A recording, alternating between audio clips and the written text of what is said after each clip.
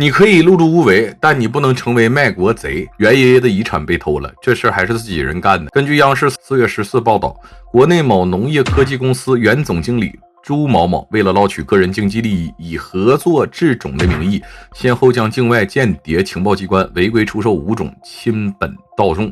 到头来呢，尝到甜头了，又创办了农业科技公司，继续向境外大量出售我国的一个优质亲本稻种。田间地头做科研是真辛苦，他们需要足够的耐心，等农作物长大，时时刻刻要看着。现在朱某某这个间谍被利益蒙蔽，一群人用毕生心血培育的研究成果，就这样被卖国贼因为蝇头小利拱手送人。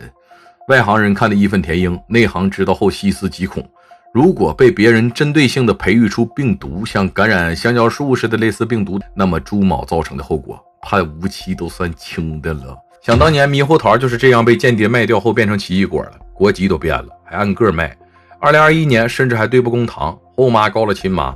新西兰公司起诉四川农民种了自家果子索赔5000多万。大学生掏鸟窝判10年。间谍献密杂交水稻亲本种子，刑期1年半，1年0 6个月。网友说这点惩罚你是奖励吧？是不是也为了以后愿意付出道德代价的人指了条致富明路？本为警示案例，刑期如此之短，反让一些心怀鬼胎的人更想冒险。个别同学好奇说，为什么市面上这个种子朱某某不偷，非要瞄准杂交水稻亲本种子？先科普一下，亲本种子呢，一般来讲是第一代用于杂交实验的种子，其留种不会产生性状分离，影响产量。通俗一点解释，市售的种子跟亲本种子不是一个玩意儿，农民种的是儿子，落地的是孙子，无法复刻。想要生产儿子只能靠父母，也就是亲本种子。但是间谍这货送出国的就是父母甚至祖父母，相当于你要买芯片我们卖，但你不能连造芯片的光刻机给你拿走了。目前形势这1年半的刑期实在难以服众，国家也是依法办事，诸多不满只好发泄在朱某身上，希望他在监狱过得安稳，让他同伴给他松松骨啊，好好按个摩。我们为什么对粮食安全如此重视？看看隔壁国的有心操作就一目了然。2021，美国实名制投毒向叙利亚的哈萨克省运送约3000吨小麦种子。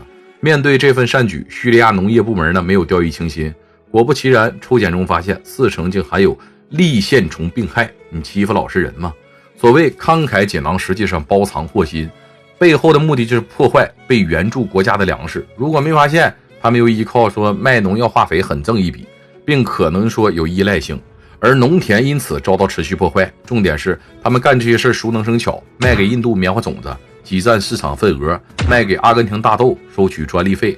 当孟山都来到了人间，每一个毛孔都滴着肮脏的血，他们费尽心思去布局，无论是外部入侵还是内部瓦解，任何举止都在为了自家利益去服务。前文提到的杂交水稻亲本种子，谁是始作俑者尚未定论，谁能干出这种事儿？一定是惯犯，大家心照不宣。粮食攸关国盛衰，间谍却把种子卖，一心求荣图利益，险些酿祸造病灾。有意摒弃圣人训，后敛时来不易裁，引来四面八方怒，个个推骂此难坏。